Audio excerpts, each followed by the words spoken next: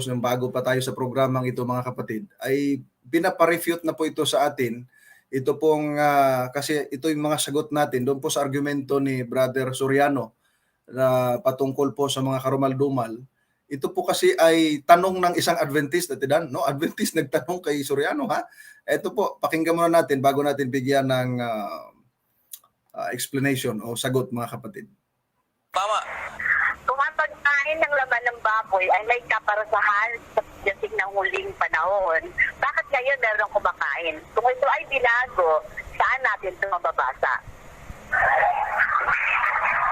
Basahin po natin ang Hebreo 9:10. Palibhasa ay palatuntunan lamang na ukol sa laman, na iniatang hanggang sa panahon ng pagbabago, gaya ng mga pagkain at mga inumin at sari-saring paglilinis.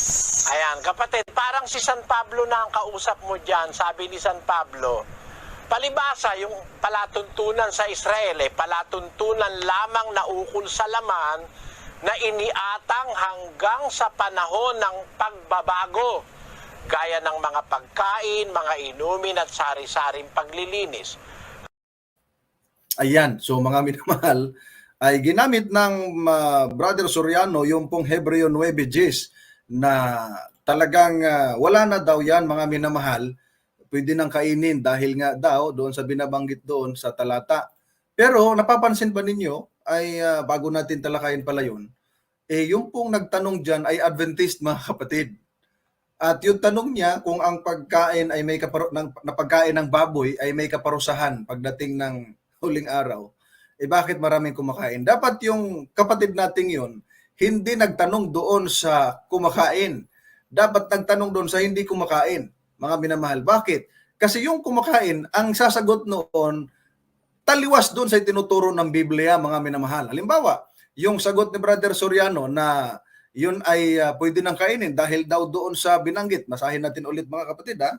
Dito sa Hebreo 9:10 na tungkol sa pagkain at mga inumin at iba't ibang paghuhugas sa mga alituntunin tungkol sa katawan na ipinatutupad hanggang sa ang panahon ay dumating upang maisaayos ang lahat ng mga bagay.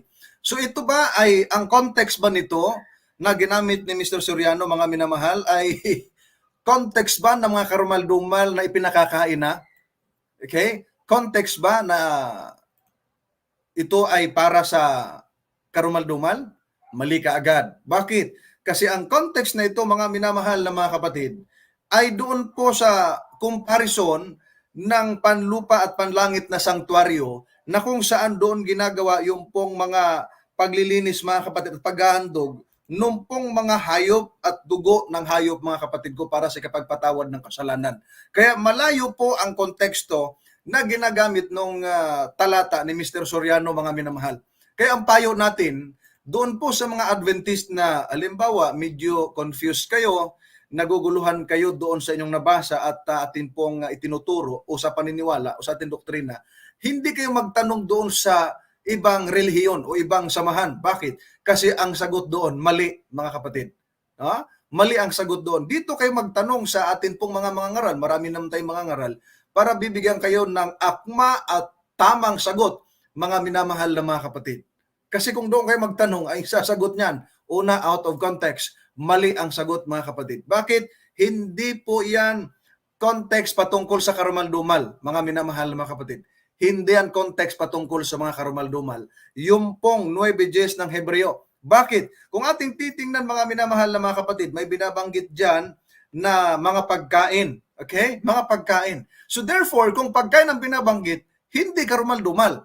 Kasi ang context sa Biblia, pag pagkain ang ginagamit mga kapatid, ay hindi po yan akatarton o akatartos mga kapatid sa Greek na patungkol sa mga karumal-dumal. Kaya kung yung titingnan, pag dito sa 9:2, ang sabi dito, sapagkat inihanda ang unang tabernakulo na kinaroroonan ng ilawan, dulang at ng mga tinapay na handog, ito ay tinatawag na dakong banal, mga minamahal na mga kapatid. Kung kayo'y nalilito, huwag kayong magtanong doon kasi walang tamang sagot doon mga kapatid. Lalo na pagdating sa mga ganitong isyu, mga kapatid, lalo na pagdating sa mga ganitong isyu. Kaya itong pagkain dito, hindi ito mga minamahal baboy sapagkat wala namang mga apostol na kumain ng baboy. Kasama si Apostol Pablo, hindi rin kumain. Kung hindi ka kumakain at alam mong masama sa kalusugan, bakit mo ituturo? Okay? Bakit mo ituturo? Hindi nga itinuturo ni Apostol Pablo. Mali lang yung pagkaunawa, mga minamahal, noong nagturo, mga kapatid. Okay? Kaya nga kung ating titingnan, meron po ako ditong Greek, Tagalog, Interlinear, mga minamahal na mga kapatid. I-check natin sa Greek, yung pagkain doon baka akatartos ang nakalagay sa sang-ayunan natin na kasama nga baboy doon. Pero atin pong alamin kung talagang akatartos ba. Ang sabi rito mga kapatid sa versikulo 10, mononepe bromasin kay pomasin. Yan, yun po yung first part mga kapatid.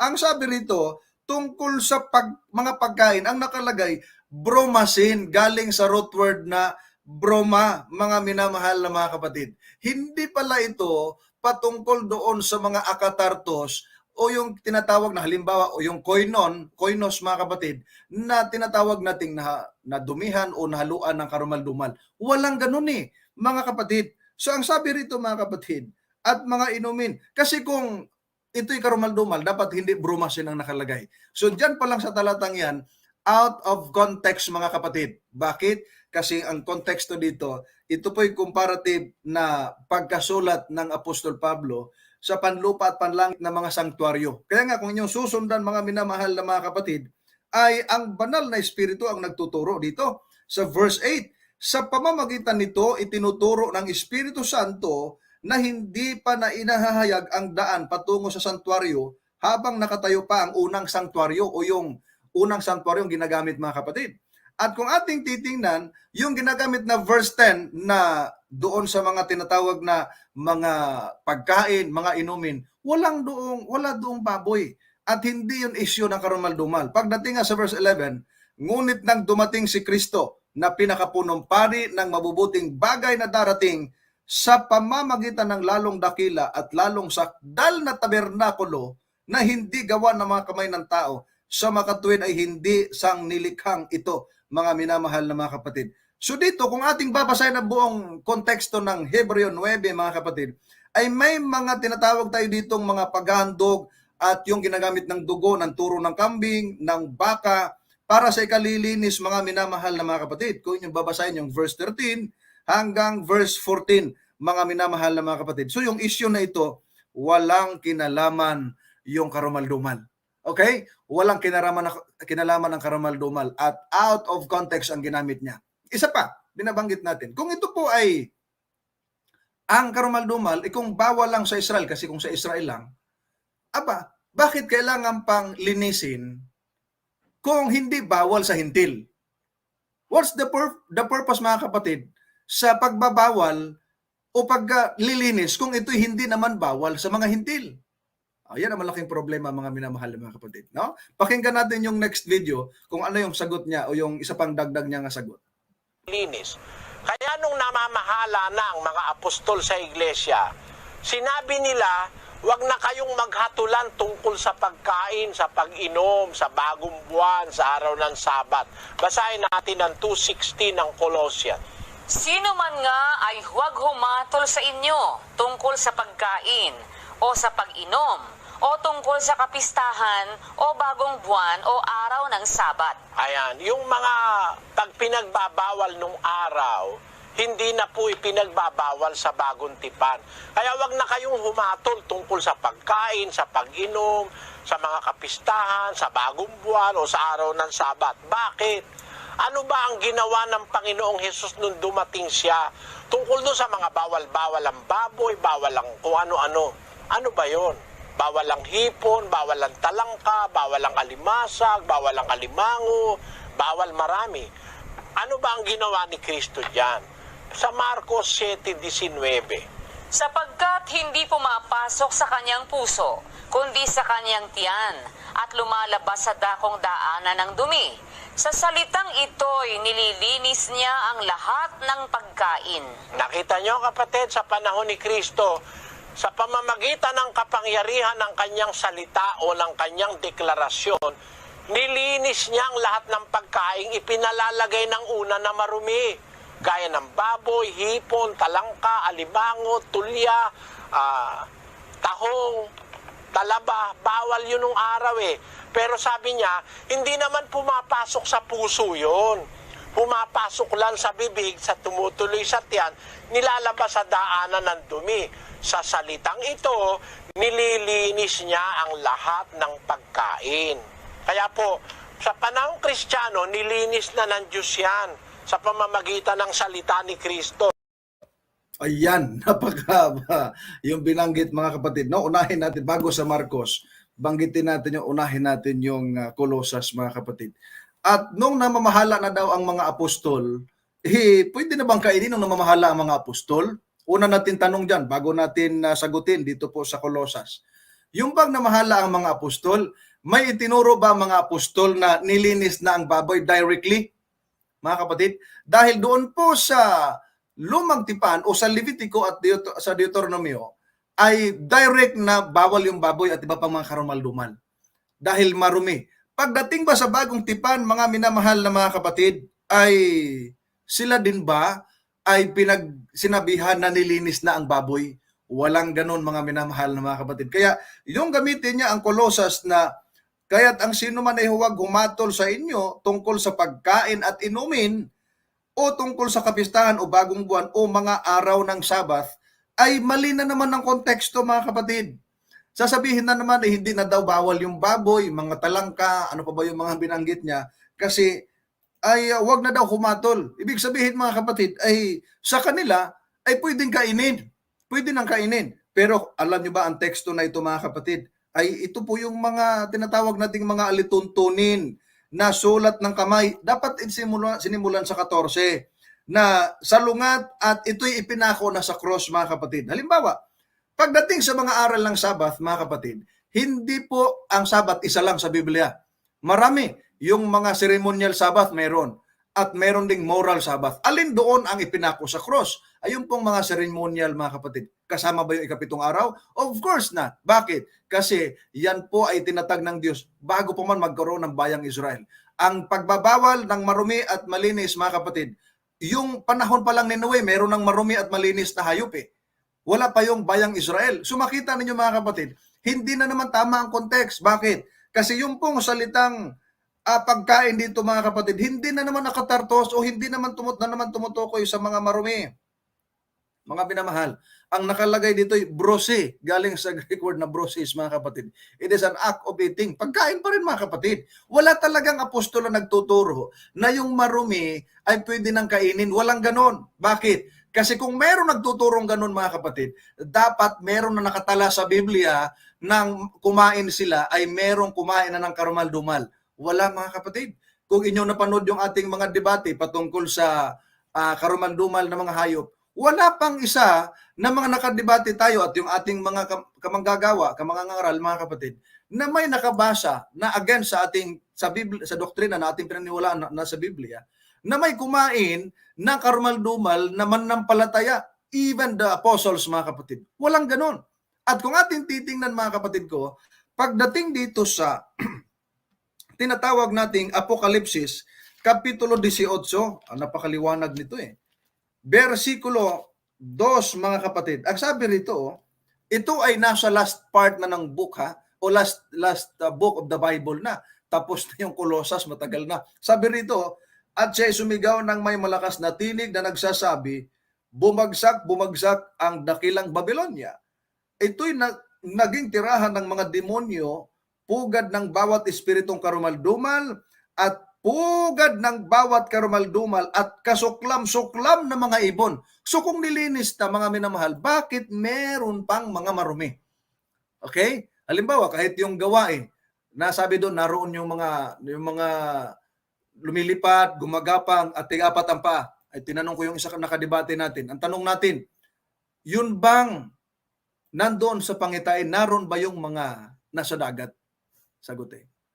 Hindi ako sure. No? Siguro kilala niyo, kaibigan naman natin yun. Pero doon lang sa argumento tayo, hindi doon sa personal, no? Ayaw natin na ma-personal, kundi argumento lang. Hindi sure. Bakit hindi sure? Kasi hindi naman niya alam talaga. Ngayon, nung sabihin ko sa kanya, so naniniwala ka na mayroon pang, nung malaman niya na wala doon yung mga nasa tubig, so naniniwala ka na mayroon pang marumi. Naniniwala siya, sumangayon siya, na oo, mayroon pang marumi. O hindi lahat nalinis. O di ba mga kapatid? So yun ay napakalaking problema. Bakit natin ipipilit yung mali at isisiksik natin yung nasa yung sa tao, yung aral na hindi aral ng Biblia, mga minamahal na mga kapatid. O di ba ga? Ang daming nagre-relihiyon ngayon eh. Ang daming nagtayo ng samahan. Lakas kumain ng ano eh. Anong mga tawag din? Mga pusit, mga bulati daw. Mga taong kung ano-ano, ipis, o di ba ga? Dapat may mga kumakain ganun, mga minamahal. So mali ang konteksto. Yun ay mga ceremonial, mga kapatid, na ipinatutungkol doon sa darating ang ating Panginoong Jesucristo, mga kapatid ko, na huwag na humatol. Yun ay pinapako sa cross at yun ang pinakasentro ang ating Panginoong Jesucristo. Mga minamahal, yung pong batas pangkalusugan ay hindi walain ng ating Panginoon kasi gusto ng ating Panginoon maging malusog tayo. Ikatlong Juan 2, mga kapatid, na ang panalangin ni Apostol Juan maging malusog tayo, mga minamahal. Even our Lord Jesus Christ, meron ka bang nabasa o meron ba kayong nabasa, mga viewers namin ngayon? No, nasa 109 ang ating viewers kasama sa YouTube. Tanong natin, mga minamahal na mga kapatid, meron bang utos o binanggit ang Panginoong Hesukristo na ang baboy malinis na? Meron bang mga senaryo sa Biblia na ang Panginoong Hesukristo kumain ng karumal-dumal? O, yun ang mga napakagandang hamon ng tanong ito eh. Bakit? Kasi kung talagang nilinis na yan, dapat meron man lang isang apostol mula Mateo hanggang Apokalipsis na kumain ng karumal-dumal, mga minamahal. Dapat meron. Wala eh. Wala. Kahit ubusin yung basahin ng Biblia at pag may nakabasa niyan, ay bibigyan natin ng award. Kung meron makabasa at lilipat tayo roon, pwede na pala eh. Di lilipat tayo doon sa tama. Walang tama eh. Walang tama doon sa nagsasabing pwede nang kainin, ipinahintulot ng kainin ng karumal-dumal. Wala, mga kapatid. No? Kaya nga, yung malakas kumain yan, galit na galit sa baboy. Bakit? Kinakarni, mga kapatid. Kahit hindi pwedeng kainin, mga minamahal. Punta tayo doon sa Marcos 7:19. Yung Marcos 7:19 na ginagamit nila, na ang sabi roon sa salitang ito'y nililinis niya ang lahat ng pagkain. Ito kasi yung banat, mga kapatid. Sabi rito, sapagkat hindi ito pumapasok sa kanyang puso, kundi sa tiyan, at ito'y inilalabas sa tapunan ng dumi. Sa ganito'y nililinis niya ang lahat ng pagkain. Ito yung ginamit ni Brother Soriano. Tanong natin, alam ba niya yung konteksto? Baka hindi niya alam. Bakit? Kasi ginamit niya ang kausap ng ng ating Panginoong Hesukristo, mga apostol at mga Hudyo. Okay? And they never talk about those mga prohibited na mga hayop, mga minamahal na mga kapatid. Kung ganon, kung hindi alam ang konteksto, dapat hindi ka agad magbitaw ng konklusyon. Hindi pala alam ang konteksto mga kapatid. Pangalawa, kung alam niya ang konteksto, dapat itinuro niya, mga kapatid. Ang konteksto ba doon? Baboy ba ang sinasabi roon, mga minamahal? At iba pa mga karumal-dumal ang pinag-uusapan dito na kinakain ng atin pong mga apostol na nandoon, mga tao, mga Hudyo at maging ang ating Panginoong Hesukristo. Hindi rin naman, mga minamahal na mga kapatid. At higit sa lahat, mga kapatid, yung sinabi niya, nililinis na ng Diyos sa pamagitan ng salita ni Kristo. Yun daw sinabi roon, mga minamahal na mga kapatid. Ang sabi roon ay nilinis niya. Yung bang niya doon, ang ating Panginoong Hesukristo ba? Ang niya doon? Hindi. Ang ating Panginoong Hesukristo nga ang nagsalita roon Kaya mali kaagad ang konteksto. Hindi salita ni Kristo, yung salitang niya na sasabihin, nililinis niya. O kung sinabi sana si Kristo sana ang naglinis, dapat sabihin ni Kristo, nililinis ko. Magkaiba, mga kapatid. At isa pa, yung pong nililinis doon, mga kapatid, kasi sasabihin na naman nila, pagkain, yung pagkain na yun, meron bang mga Hudyo doon na kumakain ng karumal-dumal? Wala rin. Very strict nga sila pagdating sa dietary law, mga kapatid.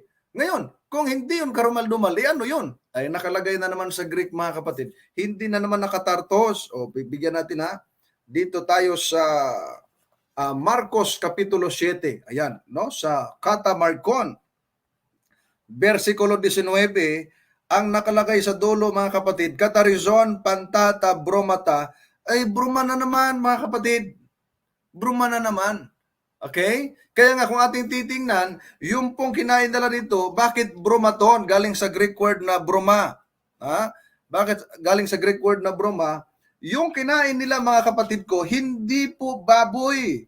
Ang kinain nila rito, mga minamahal na mga kapatid, ay tinapay, mga minamahal na mga kapatid. Kumain sila ng tinapay. So, hindi ito baboy. Meron ba naman tinapay, baboy, mga kapatid, no? At hindi rin ito pusit o anumang mga karumal-dumal na kinakain ng mga tao ngayon, mga minamahal na mga kapatid. Kaya nga, dito, maliwanag, no? Kaya nga nakalagay dito, artos, tinapay, mga kapatid, artos. Sila'y kumain ng tinapay, hindi naghugas ng kamay. Mga kapatid, kaya nga sinita ng mga Hudyo ng mga Pariseo, sabi nila, bakit yung mga alagad mo kumain ng tinapay, hindi naghugas ng kamay? Meron kasing tradisyon yung mga Hudyo na bago sila kumain, dapat maghugas muna sila ng kamay. Hindi naghugas ng kamay ang mga apostol. Sinita ngayon ng mga Pariseo, bakit anya yung inyong mga apostol hindi naghugas ng kamay?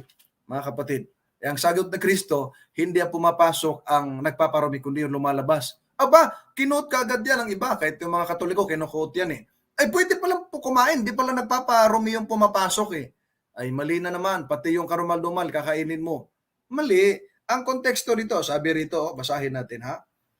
Verse 1 at 2, basahin natin sa chapter 7.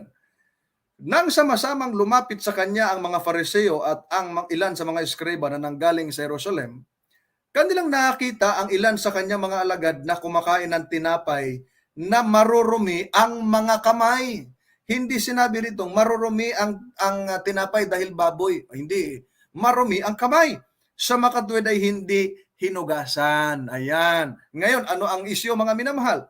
Sapagkat, verse 3, sapagkat ang mga Fariseo at ang lahat ng mga Hudyo ay hindi kumakain malibang makapaghugas na mabuti ng mga kamay, na sinusunod ang tradisyon ng matatanda. Ayan. So nakita ninyo, yung mga Hudyo, hindi talaga kumakain yan kung hindi naghugas ng kamay. They are following the traditions, mga kapatid, ng kanilang mga matatanda, ng kanilang mga patriarka.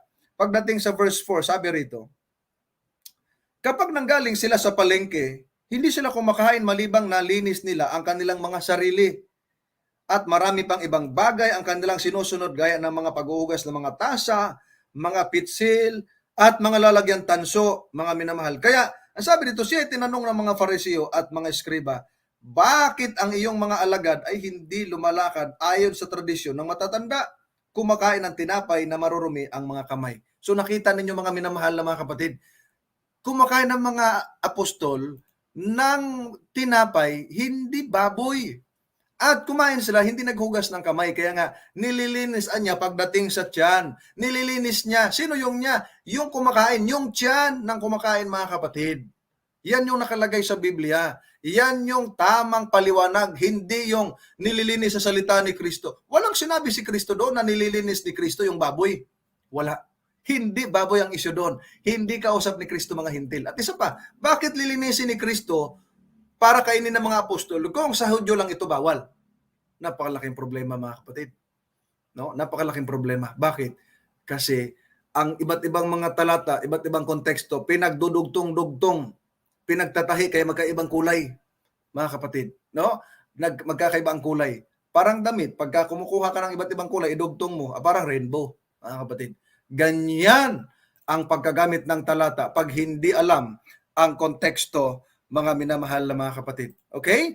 Yan po ang laking problema. At sabi nila, meron daw hupyang baboy. Sa ngayon, pero nung araw walang hupyang baboy sapagkat hindi kumakain ang mga Hudyo ng baboy. No? Hindi kumakain ang mga Hudyo ng mga baboy. Sa ngayon, meron. Kasi ang mga tao, naging pagkain yung baboy kahit hindi naman pagkain, mga minamahal na mga kapatid. Kaya nga, walang tumatagal pagka ang ulam araw-araw baboy. Wala mga kapatid. Kaya nga, ang sabi ng tanong doon paparusahan. Tama yon. Kailang mali yung taong tinanungan ng Adventist na kaibigan natin o ng kasamahan natin. Huwag kayong magtanong sa ibang relihiyon. Alam niyong mali ang isasagot, mga kapatid. No? Huwag kayong magtanong doon. Mali ang isasagot, mga kapatid. Okay? Kaya doon sa Marcos, mga minamahal, walang baboy doon, walang karumal-dumal doon ng mga hayop na kasama sa konteksto. Kaya nga, ang sabi roon, bro mata ang dulo. Ibig sabihin, pagkain yon. Kailangang maghugas ng kamay ayon sa tradisyon. O di kaya, yung kanilang pong pagkain, kasi tradisyon yun ang kanilang pagkain, kahit sa galing sa palengke, nag-uugas talaga sila at naglilinis. At alam nyo ba mga minamahal na mga kapatid, pinakita dito yung conclusion yan kasi meron niyang kasimilar na issue dito po sa Mateo Kapitulo 15, mga kapatid. At ang kausap dito, sumasagot kay Jesus Christ, sa ating Panginoong Jesucristo, si Apostol Pedro. At si Apostol Pedro, binigyan din ng pangitain doon sa gawa, pareho din. At yun din ginagamit ng ating po mga kaibayo sa pananampalataya. Huwag nawang ganon mga kapatid. Bakit? Kasi mamamali ang konteksto Ang sabi rito, sabi ni Apostol Pedro sa ating Panginoong Jesucristo. Verse 15, chapter 15. Sumagot naman si Pedro at sinabi sa kanila, ipaliwanag mo sa amin ang talinghaga. Talinghaga pala yung sinabi ng ating Panginoong Jesus na ang hindi ang pumapasok sa bibig ang nagpaparumi, kundi ang lumalabas sa bibig ang nagpaparumi sa tao. Sabi ng Apostol Pedro, paliwanag mo sa amin ang talinghaga. Ang sabi ng ating Panginoong Jesus, sapagkat, verse 19, nagmumula sa puso ang masasamang pag-iisip. Ito'y lumalabas. Pagpatay, pangangalunya, pakikiapid, pagnanakaw, pagsaksi sa kasinungalingan, at paglapastangan. Ito'y lumalabas mga kapatid. Verse 20, ito ang mga bagay na nagpaparumi sa tao. Ngunit, ang kumain ng hindi naghuhugas ng mga kamay ay hindi nagpaparumi sa tao. Kita nyo mga kapatid, pag kumain palaan niya na hindi naghugas ng kamay, hindi nagpaparumi sa tao. Kaya huwag kayong magtanong doon sa hindi alam ang konteksto, hindi alam ang background ng Biblia mga kapatid. No? Kaya nga doon sa, paanyaya na lang natin, doon sa PNM natin, meron tayong panguna ni Ninong Johnson, no, Brother Johnson, merong PNM Academy. Mag-enroll po yung mga gusto mag-enroll matuto ng salita ng Diyos na mas lumalim pa dahil tuturuan ng papaano ang pag-interpret ng Biblia, proper interpretation of the Bible, papaano ang pag-consider sa context, mga kapatid, para hindi maligaw. Ligaw talaga gaya nung gawa, buti hindi ginamit ni Mr. Soriano yung gawa. Mabubuko talaga mga kapatid na hindi alam ang konteksto Kahit dito, bukong-buko Ang ating Panginoong Jesucristo, pinaratangan pa na nilinis sa salita ni Kristo. Ang pakay pala ni Kristo dito sa lupa, linisin ang baboy. Nako, naluko na. Linisin ang karumal-dumal ng mga hayop, hindi yan ang pakay ni Kristo. Juan 3:16, napakagandang pakay. Naparito, ipinadala siya ng Ama upang ang sino ang sumampalataya sa Kanya, hindi mapahamak, kundi magkaroon ng buhay na walang hanggan. Tanong natin, ang baboy ba sumampalataya para linisin? Yan ang malaking problema mga kapatid. Kaya nga, dyan sa Biblia, maliwanag pinakikita ang Panginoon, nililinis ang tao sa puso, mga kapatid. No? Pagka sumampalataya ka, lilinisin ka ng Panginoon ang buong pagkatao mo. Hindi yung tinatawag nating baboy ang nilinis para maging pagkain. Walang ganun mga kapatid. At hanggang ngayon, walang makababasa sa Biblia kahit isang talata na may kumain na karumal-dumal na malinis na. Wala rin nagsabi dyan na ang karumal-dumal nilinis na. Dapat yun ang hanapin nila, mga kapatid. Hindi yung ang pagkain nilinis na, ang pagkain ganito. Huwag mong gamitin yan dahil hindi kami tumututol dyan na ang pagkain malinis talaga. Ang tinututulan namin, yung marumi o karumal-dumal na mga hayop na kinakain na pinapakain na daw, pinahintulot na daw, nilinis na daw. Di ba? Kung nilinis na, dapat meron ng kumain. At para mapatunayan ng kung totoong tinuro ng mga apostol at ng Panginoong Hesus, dapat may kumain ng mga apostol. Mga minamahal. O, di ba? Liwanag mga kapatid. Sabi nung kadebate na ng inyong lingkod nung nakaraan. Eh di ba si Pedro nakisalo kay Cornelio? Di ba si Cornelio hintil? Kumakain ng baboy, kaya baboy ang ulam nila. Sabi ko, ano nakisalo siya? Anong ulam? Hindi alam mo anong ulam. Huwag mo sabihin baboy. Bakit? Kasi si Cornelio niya hintil. Halimbawa ko, pupunta ako sa kaibigan ko. Alam niya ako'y Adventist. Ihahain ba niya sa akin baboy? Of course not. Mga kapatid. Lalo si Cornelio, kung nung pumunta siya, alam ni Cornelio niya Hudyo si Pedro. Hahainan ba niya ng baboy? Hindi. Hindi. Kaya nga ang sabi ni Pedro, nung inalok siya doon sa pangitain, Panginoon, kailan may hindi ako nakakain ng anumang bagay na marumi at karumal-dumal, mga minamahal. O, di ba ka? Hindi pala nakakain eh. Tapos paratangan si Apostol Pedro, paratangan ng ating Panginoong Hesukristo, paratangan ng mga apostol. Nako, masakit na paratang yan. Kaya malaking pagsusulit yan sa harap ng Diyos pagdating ng araw. Ano kaya ang mayaharap ng mga taong ito sa harapan ng ating Panginoon pagdating sa paghuhukom, mga minamahal?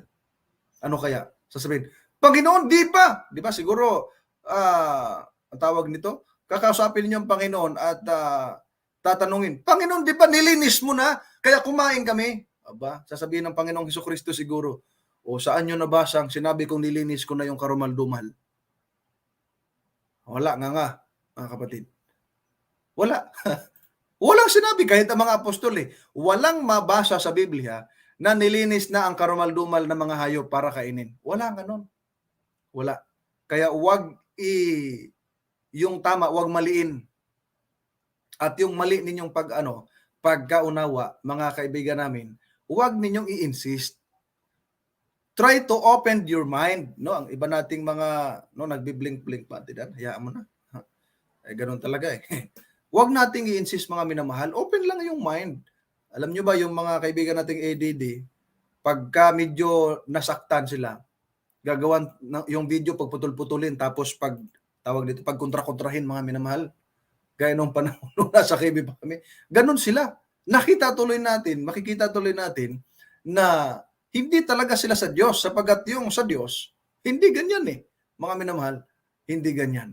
Kaya atin dito ay kinaklaro natin, mga minamahal, atin pong tinatawag na nililinaw dahil sa mga nalilito. At para hindi manatiling mali, yung maling sagot nila, tinatama natin, mga minamahal. Kaya nga ang title natin yan, title Sagot sa maling argumento ni Soriano patungkol sa baboy at iba pang mga karumal-dumal, mga minamahal na mga kapatid. Tuloy natin yung isa pang video, Atidan. Yan, pangatlo. Pakinggan nyo sa unang Timoteo 4:4. Sapagkat ang bawat nilalang ng Diyos ay mabuti at walang anumang nararapat na itakwil kung tinatanggap na may pagpapasalamat. Sapagkat pinakababanal sa pamamagitan ng salita ng Diyos at ng pananalangin. Ayan, bawat nilalang ng Diyos mabuti, walang dapat itakwil kung tinatanggap na may pagpapasalamat, sapagkat pinababanal o pinapalinis ng salita ng Diyos at ng pananalangin. Kaya ang Kristiyano, bago kumain, nananalangin muna, pinapabindisyonan natin sa Diyos. Ama, bindisyonan mo po ang pagkaing ito. Kahit na ba yan tulya lang. Wala kang pambili ng mahal tulya lang. Wala kang pambili ng baka. Tulya lang, pwede na. Manalangin ka lang sa Diyos. Hindi naman pupunta yan sa puso Lalabas din yan sa daanan ng dumi. Kaya sa salitang yan, nilinis ni Kristo ang lahat ng pagkain. Yan, yan ang binabanggit, mga minamahal. Sa salitang ito, nilinis ni Kristo. Walang nilinis si Kristo na karumal-dumal. Tama yun, pagkain nilinis. Hindi naman karumal-dumal Confused lang dyan si Mr. Soriano, mga minamahal na mga kapatid. At ang sabi niya, kahit daw ang ulam mo ay tulya, sabi niya, ipanalangin mo lang. Malinis na. Sabi daw Ama, bindisyonan mo po itong pagkain. Yung tulya ba, halimbawa, yung pusit ba, pagkain? Aba, hindi ang pagkain. Bagaman kinakain ng mga manlalabag, hindi yan pagkain. Hindi yan designed as food. for human being, mga minamahal. Kaya nga, ang Panginoon ay maliwanag eh. Yung salitang karumal-dumal sa Hebro, tame, no? Tame. Kaya tamimi yan sila pag ginagamitan mo ng Hebro eh, at ng Greek, mga kapatid. Tame, kasi marumi. Pinakikita ka ng Panginoon. Kaya nga, sabi ni, di ko na babanggitin, no? Dapat marunong kang kumilala ng marumi at malinis, no? Dapat marunong kang kumilala, mga kapatid. Halimbawa, sa luto, atidan, Atidan kasi cook ito eh. No? Sarap niya magluto. Ngayon, pinagmamalaki niya, hindi na nasusunog yung luto niya, no? Mga kapatid, alam ng tao kung ang pagkain na ito'y panis. Halimbawa, kanin. Yung kanin na bagong luto at panis ay may pagkakaiba yan. At ikaw na matino, alam mo yan kung alin dyan ang panis at alin yan hindi. Ngayon, doon sa panis at bagong luto, alin yung kakainin mo? Ayun ang tanong natin. Alin yung kakainin mo? Ay, ang sagot, abay, siyempre, yung bagong luto. Ba't tayo mo ng panis? Panis na nga eh. Di ba? Ayun ang sagot, mga kapatid. Ang tanong natin, yung bang panis, gusto mong kainin kahit may bagong luto, ipanalangin mo, mawawala ba yung pagkapanis? Halimbawa, yung panis na, inaamag na, Tapos sasabihin ay, amuyin, panis na, ipanalangin mo ngayon. Panginoon, bindisyonan mo po itong pagkaing panis, no? Pagkaing panis, ayan. Tapos, after mo panalangin, amuyin mo. Nagiging bagong luto ba? Nawala ba yung amoy? Hindi na panis, amoy luto na bago umiinit-init pa. Walang ganun, mga kapatid. Ang ating Panginoon nagbigay ng distinction between clean and unclean animals. Mga kapatid, if you are really part of God's people, mga kapatid, then you should follow, mga kapatid, kung ano yung utos, kung yung distinction ng binigay ng Diyos para hindi ka malito, mga minamahal na mga kapatid. Pag may tanong dyan at i-capture mo na lang, mga minamahal, para hindi ka malito. Dito, tulya daw, ipanalangin lang daw, pwede na. Ginamit ngayon, mga kapatid, ito pong Kapitulo 4 ng unang Timoteo, versikulo 4 at 5. Tama ba ang konteksto? Mali na naman, kasi karumal-dumal na naman ang pinag-usapan. Pero dito sa konteksto, mga kapatid, ang sabi ni Apostol Pablo, kung inyong babasahin ang simula Kapitulo 1 hanggang 5, ang pinag-uusapan dyan, yung mga tumalikod sa pananampalataya. Ngayon, yung mga tumalikod sa pananampalataya, ang sabi ng Espiritu ay sa mga huling araw o sa huling panahon, maraming mga magsisitalikod sa pananampalataya sa pamamagitan ng pakikinig ng mandarayang espiritu at mga aral ng demonyo. Okay? Maraming tatalikod. Nakita naman natin Maraming tumalikod Maraming umayaw. Maraming kumontra sa aral ng Biblia at yung sinusunod yung sa kanila. Ano yon? Una dyan, yung mga, sabi dyan, sa pamamagitan ng pagkukunwari ng mga nagsasalita ng mga kasinungalingan na ang mga budhi ay tinatakan ng nagbabagang bakal, mga kapatid. Verse 3, kanilang ipinagbabawal ang pag-aasawa. O, di ba? Pinagbabawal ang pag-aasawa. Sunod, ipinag-uutos na lumayo sa lamangkati. Sa sa Greek ay broma, mga minamahal. Sa Greek ay broma. No? Kung mayroon kayong Greek Interlinear Tagalog, yung lamangkati diyan, mga kapatid, ay broma, mga kapatid. Broma. Huwag nating ipilit doon sa ating pong mga bago natin ituloy, sa mga taga-subaybay natin na hindi sumusunod sa dietary law ng Biblia. Huwag ninyong ipilit yung tinatawag nating hindi naman turo ng Biblia, mga kapatid. Okay? Huwag ipilit, kasi pag ipipilit yan, mawawala yung tamang essence o yung tamang direksyon na pagtuturo ng Biblia, mga kapatid. No? Siguro bigyan natin ng tamang wordings, yung pong Greek dyan, na lamangkati, mga kapatid, dito sa 1 Timoteo, dito po sa Greek natin, interlinear, Kapitulo 4, versikulo 3, ayan. Ang nakasaad po dito, mga minamahal, ay ang sabi rito, kolonton gamen, apikistay bromaton. Bromaton, galing na naman sa Greek word na Broma, mga minamahal, mga pagkain.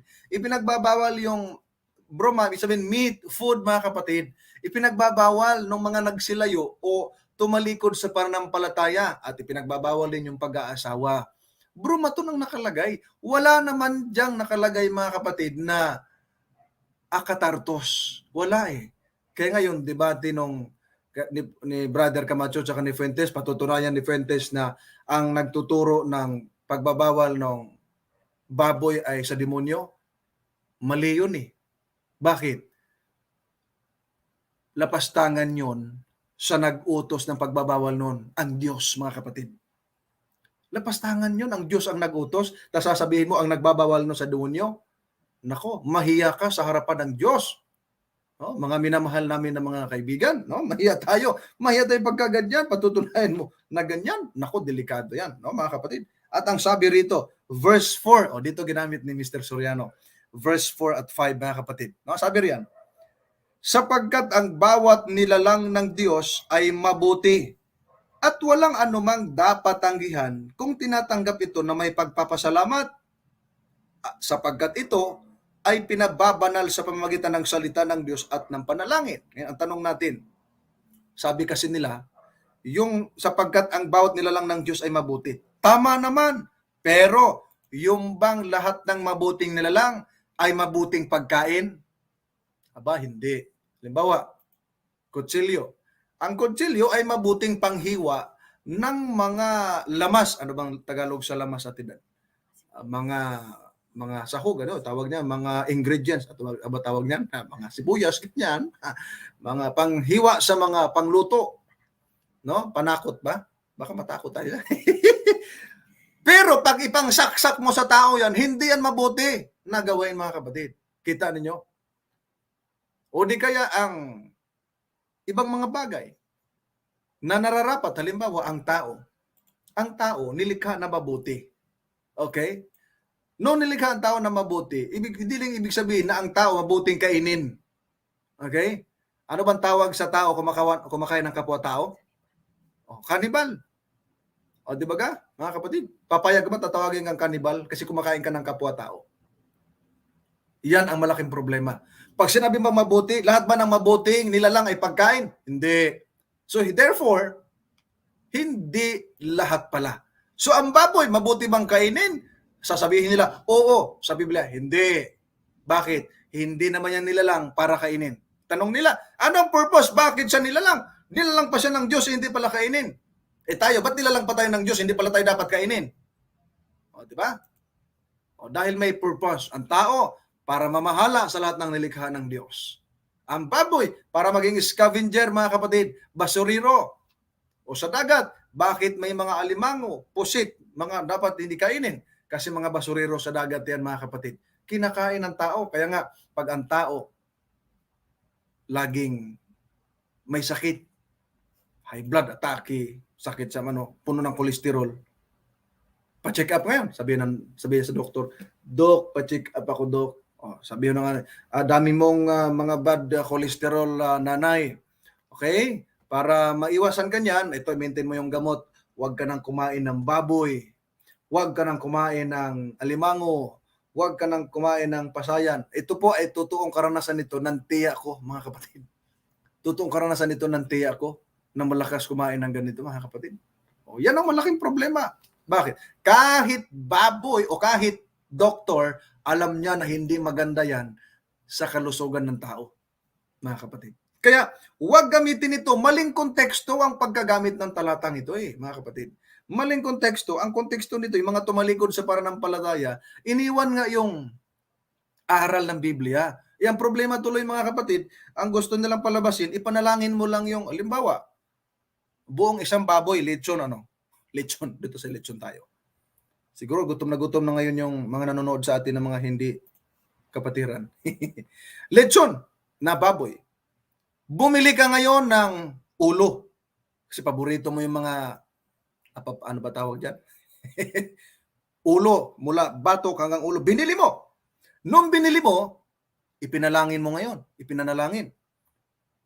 Panginoon, kasi marumi, alam mong marumi.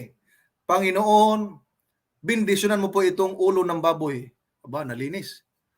Mula liig hanggang katawan, marumi. Ganun ba? Ganun ba ang aral ng Biblia? Mali.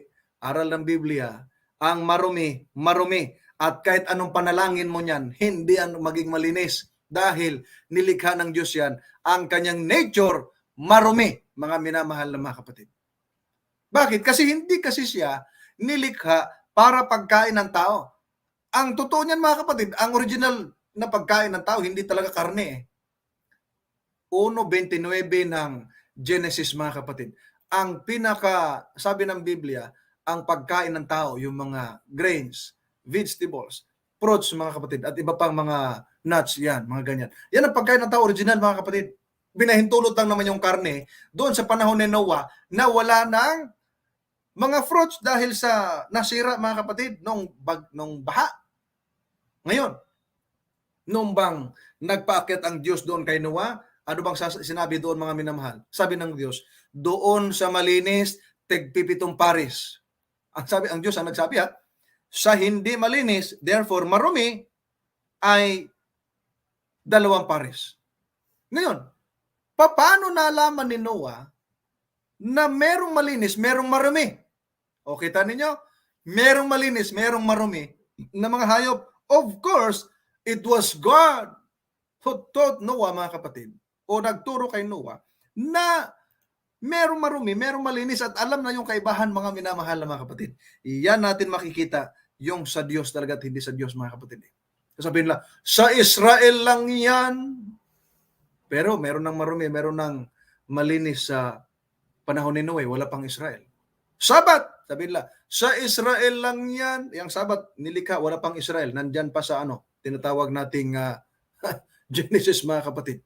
Pagdating sa ikapo, ay kasama hintil. Pera yan eh. Malaking problema.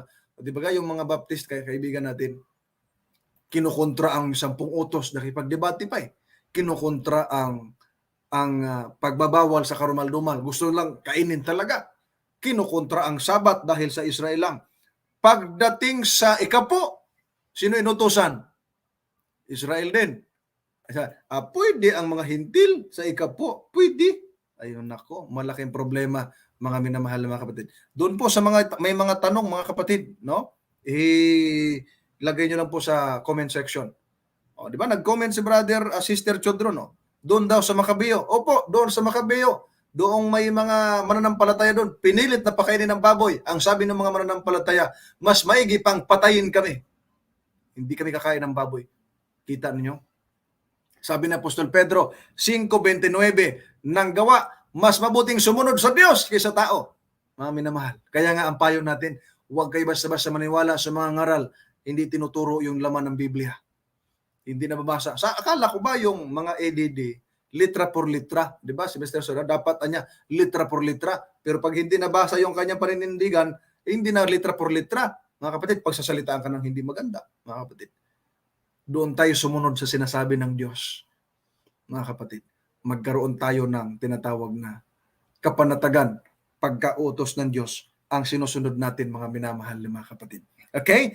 Proceed natin at tinan yung pong next na video. No? May last video pa ba? Alright. Ngayon, yung bawal sa Israel, hindi na bawal ngayon yun, kapatid. Talagang paparusahan ng Diyos yung kumakain ng baboy. Kailan? Nung kumakain ng baboy, nung bawal ang baboy. Diba? Ngayon, di na naman bawal ang baboy, hindi ka kasali rin sa paparusahan. Logical naman yun eh, logic yun eh. Nung bawal ang baboy, talagang, paparusahan ka pagka ikaw kumain ng baboy. Ayan, salamat, Brother Soriano. Sabi niya mga minamahal talagang parurusahan kapag nung bawal ang baboy. Ngayon, hindi naman bawal ang baboy. Ba't ka parurusahan? Nako, malaking problema yan. Ibig sabihin, magkaiba yung pagdating sa paghuhukom, magkaiba ng basis ng judgment, yung sa Hudyo at sa Hintil. No? Sasabihin na, kayo Hudyo, ay susunugin kayo dahil kumakain kayo ng baboy, bawal. Dito sa Hintil, kahit na high blood kayo sa kakakain ng baboy, ay hindi naman na bawal sa inyo, ligtas kayo. Ganun ba ang aral ng Biblia? Mga minamahal na mga kapatid? Hindi daw bawal. Nilinis na daw kasi. Ang problema, kung hindi na bawal ngayon mga kapatid, ba't kailangan palinisin? Hindi pala yung para sa hintil na pagbabawal, para lang sa Hudyo. Yan ang malaking tanong. Dapat napaaga natin itong sagutin para nasagot sana ni Mr. Soriano.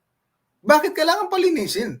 Kung ito'y hindi naman bawal sa hintil, mga minamahal na mga kapatid. Ngayon, hindi na daw kasi parurusahan yung mga hintil dahil hindi naman bawal, mga kapatid, sa kanila. Sa Hudyo lang.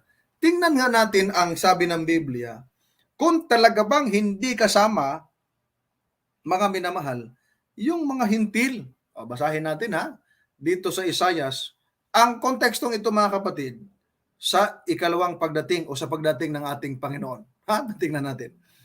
Isaias Kapitulo 66, versikulo 15 hanggang 18. Ito po ay tinatawag nating prophecy, mga minamahal. Sabi rito, sapagkat ang Panginoon ay darating na may apoy. Dumating na ba ang Panginoon na may apoy? Wala pa. Nung dumating ang ating Panginoong Jesucristo, nagkatawang tao siya, no? Para tayo tubusin, mga minamahal. No? Sabi dito, at ang kanyang karuwahi ay gaya ng ipo-ipo upang igawad ang kanyang galit na may puot at ang kanyang mga saway na may ningas ng apoy. 16. Sapagkat sa pamamagitan ng apoy ay ilalapat ng Panginoon ang hatol at sa pamamagitan ng kanyang tabak sa lahat ng mga tao at ang mapapatay ng Panginoon ay magiging marami. Mga kapatid, sino-sino yon? 17. Silang nagpapakabanal, no? Yung mga nag-aangking banal sa kanilang sarili. At nagpapakalinis upang pumaroon sa mga halamanan na sumusunod sa nasa gitna na kumakain ng laman ng baboy. Take note sa verse 16, lahat ng tao. Kumakain ng laman ng baboy, ng mga kasuklam-suklam at ng daga. Sila'y sama-samang darating sa isang wakas, sabi ng Panginoon. Kita ninyo mga minamahal, kasama mga hintil rito. Paano ko nasabi? 18. Sapagkat nalalaman ko ang kanilang mga gawa at ang kanilang mga pag-iisip. Dumarating ang panahon upang tipunin ang lahat ng mga bansa at ang mga may iba't ibang wika at sila'y paroroon at makikita ang aking kaluwalhatian. Kita ninyo, titipunin yung mga bansa, mga kapatid. Titipunin at makikita nila yung kaluwalhatian ng ating Panginoon. Sino yun? Kumakain ng karumal-dumal. Kaya huwag ninyong sabihin, mga kaibigan namin, hindi kayo kasama. Hindi double standard ang Diyos. Mga kapatid, hindi double standard ang Diyos. Kaya nga, pag sinabi ng Diyos, huwag talaga, masisira ang buhay mo, mga minamahal. Masisira.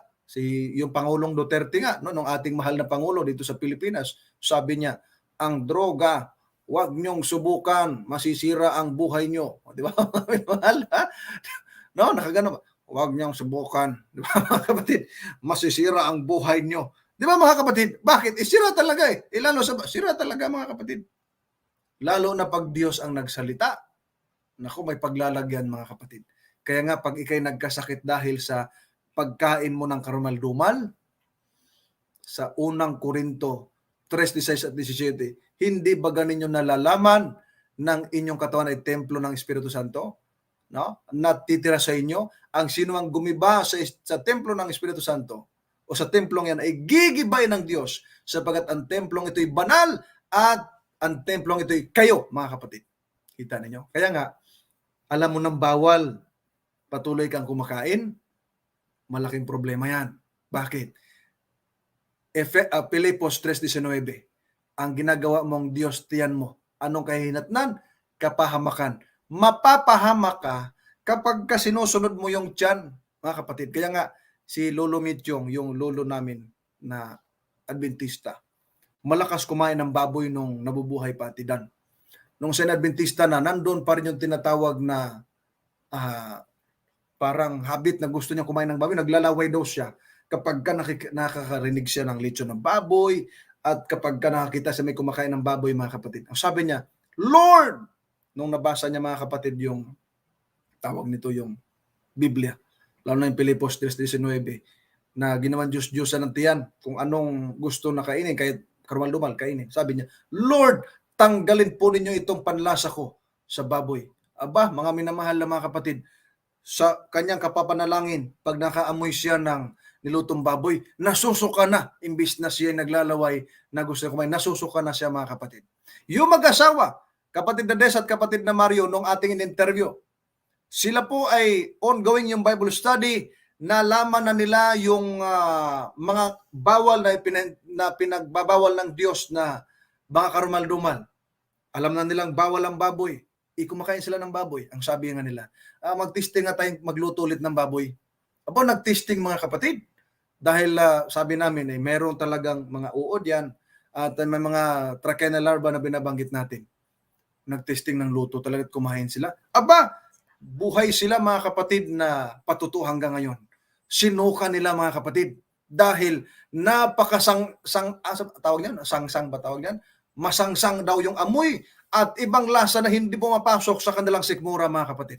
At mula noon, kahit hindi pa sila mga Adventista, kahit no sila ongoing pa yung Bible study, hindi na sila kailanman kumain ng baboy at mga karumal-dumal mga kapatid. At nakita niyo yung buhay nila ngayon. Sila nagtatapat sa Panginoon at nangako pa yung kanyang husband, Brother Mario, na manata sa Panginoon, tutulungan nila yung iglesia ng mabitak na hindi magkabitak-bitak ang pananampalataya, kundi mabuot maging masigla, mga minamahal na mga kapatid. Nakita ninyo, talagang wag nating subukan ang Diyos, mga minamahal na mga kapatid. Bakit? Kasi masisira ang buhay natin, mga minamahal. Ang judgment ng Panginoon, matindi. Hindi magpapatawad yan. Sa pagdating ng close of provision, habang buhay pa ngayon tayo, habang open pa yung kaligtasan, magsisi na tayo, mga minamahal. Talikuran na natin yung mga ginagawang masama, talikuran na natin, sundin na natin ang kalooban ng Diyos, mga minamahal. Bakit? Kasi tayo lang din ang masisira, mga minamahal na mga kapatid. Tayo lang din ang mahirapan, no? Tayo mag-suffer sa ating physical, lalo na sa spiritual, mga minamahal na mga kapatid. Okay? Huwag makikinig sa mga aral na mali. Huwag makikinig sa mga nangangaral na hindi tinuturo ng Biblia, mga kapatid. Huwag. Hanggat hindi nababasa, mga kapatid, o tinatawag nating hindi akma maging yung konsepto, yung principle na itinuturo na sa Biblia, huwag talaga, mga kapatid. Kaya ako'y naawa doon sa mga nadaya, mga kapatid, ng mga maling aral. Bakit? Kasi nagiging close-minded na sila, mga kapatid. Nakikipagdebate pa. At pag nakikipagdebate ka, na against ka sa turo ng Biblia, ibig sabihin, against ka sa nagtuturo nito, ang Diyos at ang nagbabawal nito, mga kapatid.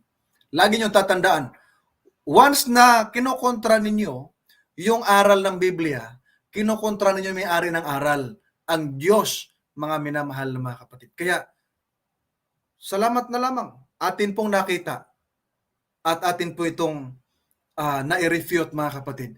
Kayong mga Adventista, na mga hindi masyadong hinog sa pananampalataya, hindi masyadong kabisado ang aral ng Biblia, huwag kayong magtanong doon sa ibang samahan. Mamaliin yung Biblia, mga kapatid, para magmukhang tama sila. Okay? Mamaliin nila. Doon tayo magtanong sa ating mga ngaral, ituturo, mga minamahal, yung katotohanan. No? Kahit pag sinabing, kaya yung tatay ko, mga kapatid, nabautismuhan siya last June 28. No? Noong sila ay nabautismo, bago pa siya nabautismohan, kasi nagpasyalan mo yung tatay ko, noong ang nanay ko ay nagkasakit.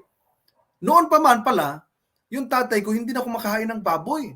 Kasi tumawag sa akin yung pinsan ko nung isang araw, hindi Adventista. Noong daw sa party, yung birthday yata ng aking pinsan, pumunta yung tatay ko.